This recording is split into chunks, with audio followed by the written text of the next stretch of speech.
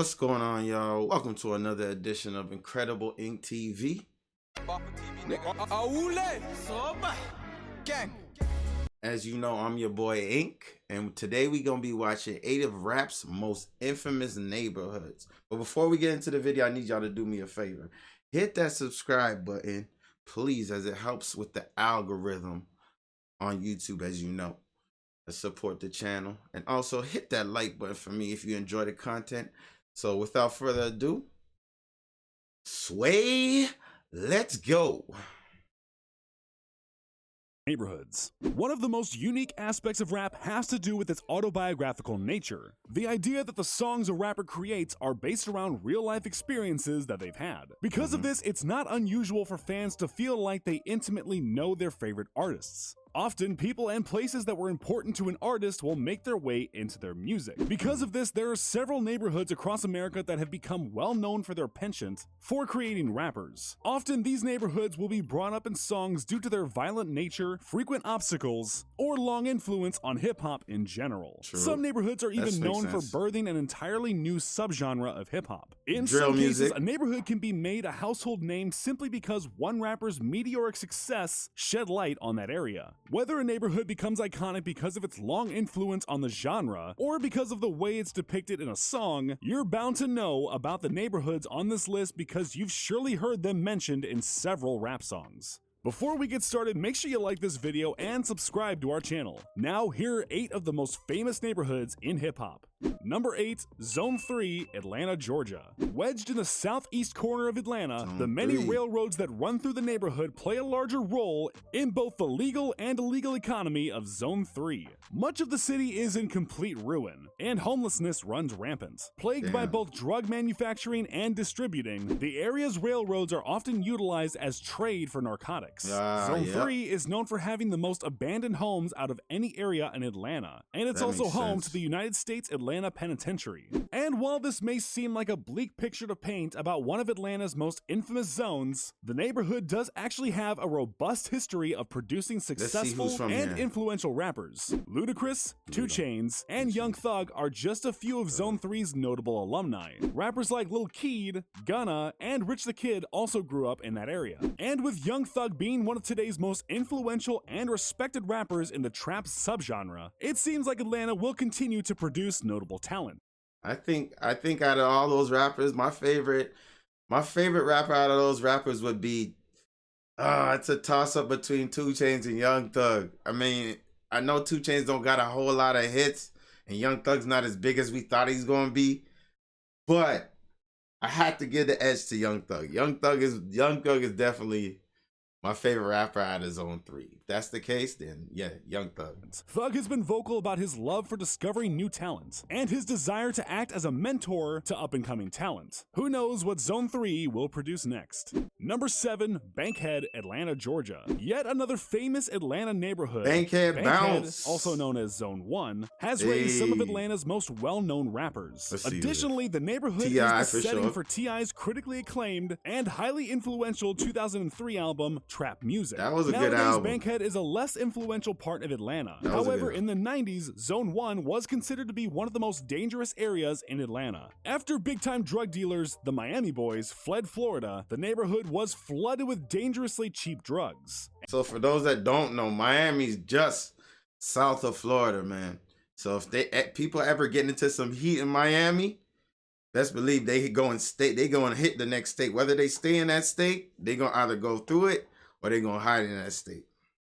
And saw a sudden increase in crime. Even after the Miami Boys' influence diminished, the area would see a long-term struggle with crime. Though the area is also now being heavily gentrified, its troubled past led to the rise of many popular rappers, including T.I., Soulja Boy, Killer Mike, and Shawty Lo. Bankhead might have been one of the first places to set off the Out of that, I gotta give it to T.I. That's an easy one. Atlanta rap scene, and happens to be the first place where a true public housing project was built. Number 6, Crenshaw, Los Angeles, California. Los Angeles is one of the most important cities in hip-hop history, and as a result, Crenshaw is one of the first 2 Los Angeles neighborhoods to make this list. Many rappers hail from Crenshaw originally, including Ice-T, Ice Cube, and Nipsey Hussle. And while Crenshaw may have not produced as many rappers as other LA neighborhoods, its influence Nipsey by far.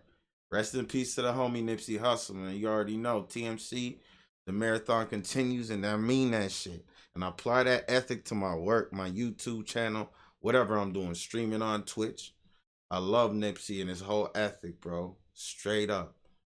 In the genre cannot be understated. The specific inspiration for the neighborhood in the Boys in the Hood movie, and the area is referenced in innumerable songs by artists such as the Wu-Tang Clan, The Game, and Dr. Dre. The neighborhood's high concentration of gang activity makes it a hotspot for crime and the drug trade. However, the area began to receive mainstream attention as rapper Nipsey Hussle began his Marathon clothing store just blocks away from where he was born. Nipsey was using proceeds from his career and brand to fund social programs and decrease gang violence in the area, before his unfortunate death in 2019. Nipsey's death was a sobering reminder of the widespread issues with violence the area still faces. The guy was a beacon of hope for the neighborhood. Number 5, 8 Mile, Detroit, Michigan. While 8 Mile is not technically a neighborhood, it's one of the most well-known locations in rap. 8 Mile refers to a strip of Michigan's M102 Eminem highway put this shit on the map, that's for sure. 8 miles long, and serves as the dividing line between the wealthy and the poor neighborhoods of Detroit, Michigan. It's not a neighborhood, Detroit it's a has highway. a long and rich history of music. Artists like Aretha Franklin, Stevie Wonder, and Berry Gordy were all born and raised in the city. A fair amount of rappers like Big Sean and Danny Brown have also hailed from the city. However, it was Eminem that singularly drew attention to 8 Mile and made its cultural significance known outside of Detroit. Though he had mentioned the road in a bevy of songs throughout his career, in 2002, Eminem starred in a semi-autobiographical movie titled 8 Mile, which chronicled his upbringing in Detroit and his struggle to escape poverty of the south side of 8 Mile. The film was massively successful, and the song Lose Yourself even earned an Academy Award for Best Original Song from a Motion Picture. The movie single-handedly made 8 Mile a pop culture icon in the early 2000s. Despite this, Eminem remains the only mainstream rapper to hail from the neighborhoods adjacent to the road. Number 4, Zone 6. My favorite rapper out of that would have to be Eminem by far. Atlanta, Georgia. Perhaps one of the most well-known neighborhoods in all of hip-hop is Zone 6, located in East Atlanta. While Zone 6 is considered to be the... I ain't gonna lie now. They call Zone 6 the 6, apparently. But we all know the 6 is also Toronto, but that little short kid, Jacquees, had something to say one time on this guy. I had to let him know, bro.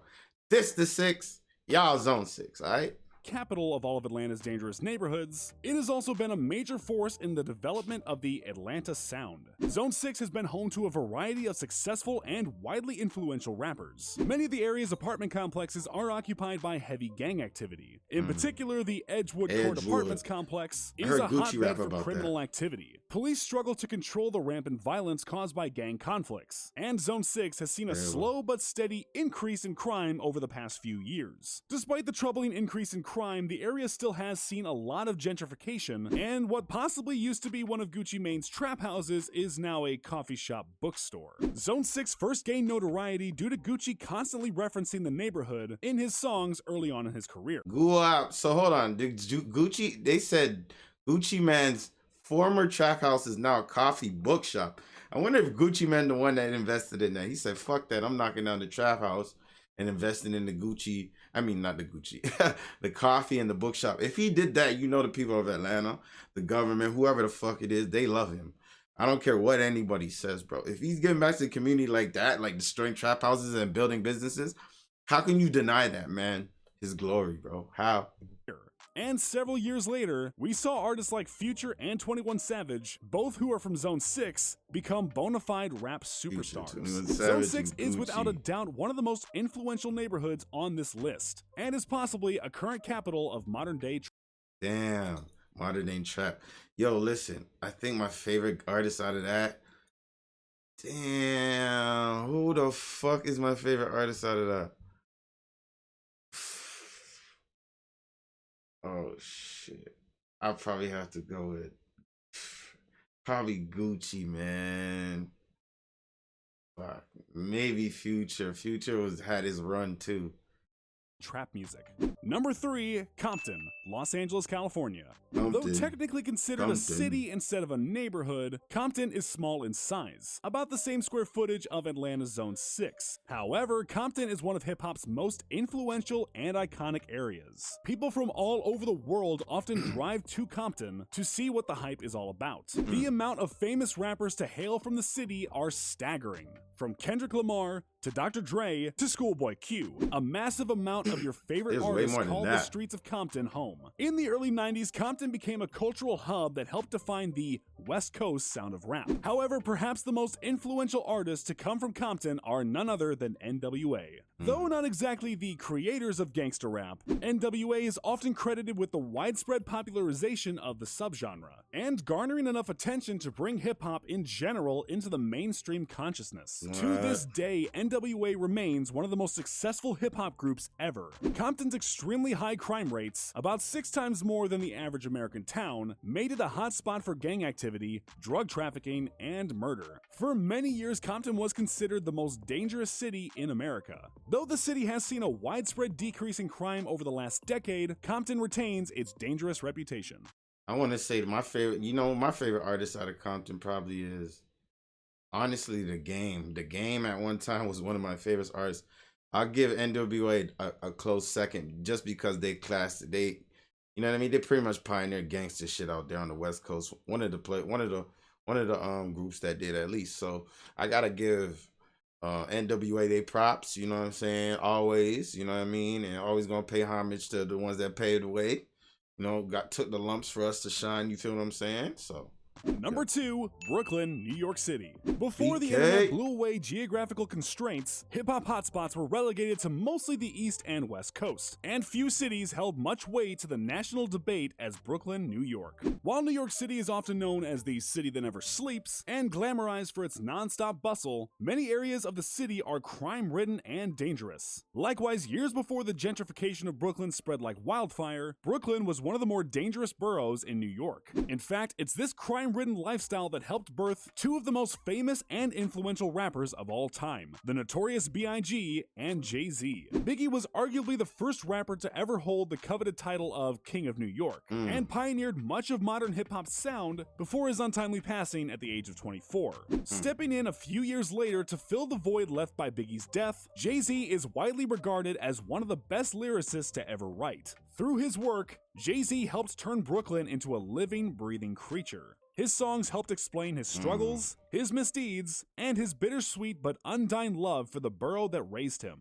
Because of this, Jay-Z has dedicated millions of dollars to help develop social programs that can benefit the youth of Brooklyn. Yeah. Yo, Jay-Z has done a lot for a lot of people, never mind just Brooklyn. But if it's going to come down to it, my favorite artist is going to be Biggie first, then Jay-Z a close second, then I get Pop Smoke in there. You feel me?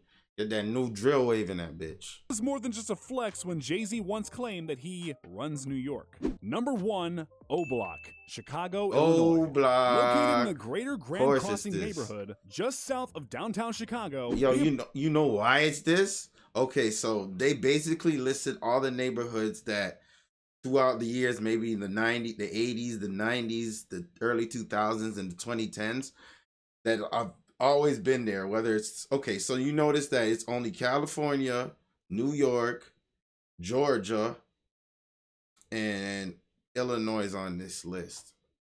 If you notice that, so all those neighborhoods that they've put so far have all been from those areas, with the exception of O Block. This is the only Illinois one. So what I'm trying to say, O Block is number 1 because of the way that hip hop is right now and how drill music has evolved. It's the most current, talked about block out of all the blocks, even all the ones from back in the day. See, O Block back in the day, they didn't really have too many people talking about it until the early 2010s when Chief Keef and all that came in and started the whole drill wave. So Chief Keef was what, 16 at that age? So yeah, that's why I say that they put Chicago, Illinois, O Block at number 1, and the rest are just been historic, been in the game. You feel what I'm saying? Apartments known as O Block are on an unassuming street located on the 4600 block of South King Drive. The area is fairly small. One single project complex named Parkway Gardens takes up 3 blocks. Parkway Gardens is basically entirely controlled by the Black Disciples, a South Side Chicago gang. The Black Disciples are well known and have been feared ever since the murder of an 11-year-old fellow gang member in 1994. In more recent years, the gang has had alleged ties to most of the big rappers in Chicago. Lil Durk, Lil Reese, Chief Keef, King Von, and the list goes on. Most notably, O Block is home to Chief Keef, a rapper who is often credited with creating the Chicago drill subgenre when he was only 16 years old. His 2012 song, Love Sosa, continues to be one of the pioneering drill songs. See, I'm surprised. Artists like Lil Reese, I'm surprised that they said Love Sosa, even though I like that song probably more than Don't Like. You know, every one of these videos that I watch, they always use that Don't Like video as what kicked off drill music. These bitches love Sosa. It goes, these bitches love Sosa. Oh, it don't even sound like a drill song. Don't Like, that's a drill song. Don't like, and he's just talking about shooting ops or whatever the case may be.